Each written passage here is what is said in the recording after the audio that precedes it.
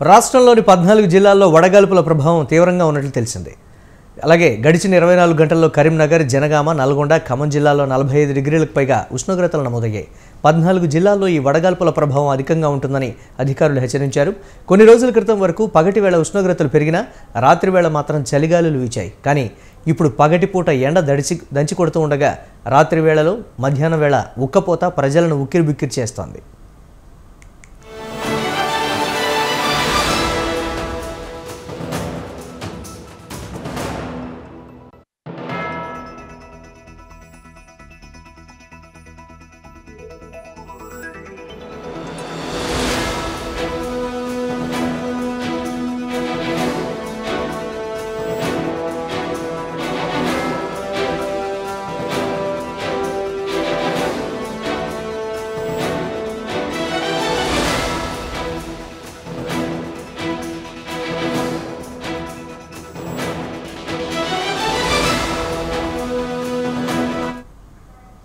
ఆంధ్రప్రదేశ్లో భానుడు చెలరేగిపోతున్నాడు. ప్రజలను బెంబేలెత్తిస్తున్నాడు.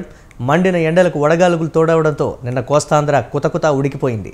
ఎండలకు తట్టుకోలేని జనం ఇళ్లకే పరిమితమయ్యారు. ఫలితంగా రోడ్లు బోసిపోయి కనిపించాయి. ముఖ్యంగా ఉమ్మడి కృష్ణా, గుంటూరు, పశ్చిమ గోదావరి జిల్లాల్లోని పలు ప్రాంతాల్లో వడగాలులు జనాన్ని భయభ్రాంతులకు గురిచేశాయి. బంగాళాఖాతంలో ఉన్న తుఫాను దిశగా పడమర వైపు నుంచి వీచిన గాలిలో తేమ లేకపోవడంతో ఎండ మండిపోయింది.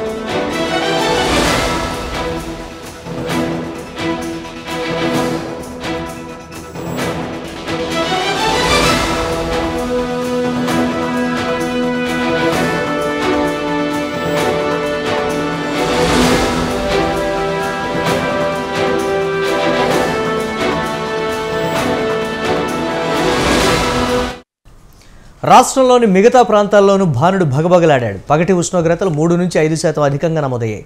చాలా ప్రాంతాల్లో 40 అంతకుమించిన ఉష్ణోగ్రతలు నమోదయ్యాయి.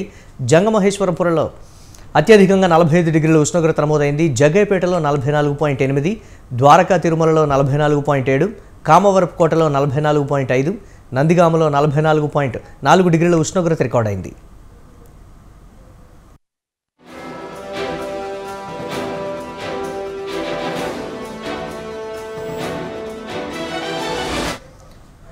నేడు రేపు కూడా పరిస్థితి ఇలానే ఉంటుందని ఉభయ గోదావరి, కృష్ణా, గుంటూరు, విశాఖపట్నం జిల్లాల్లో వచ్చే 2-3 రోజుల్లో వడగాల్పుల ప్రభావం అధికంగా ఉంటుందని విపత్తు నిర్వహణ శాఖ హెచ్చరికలు జారీ చేసింది. ఈ 2 రోజుల్లో ఉష్ణోగ్రతలు 45 నుంచి 47 డిగ్రీల వరకు నమోదయ్యే అవకాశం ఉందని తెలిపింది.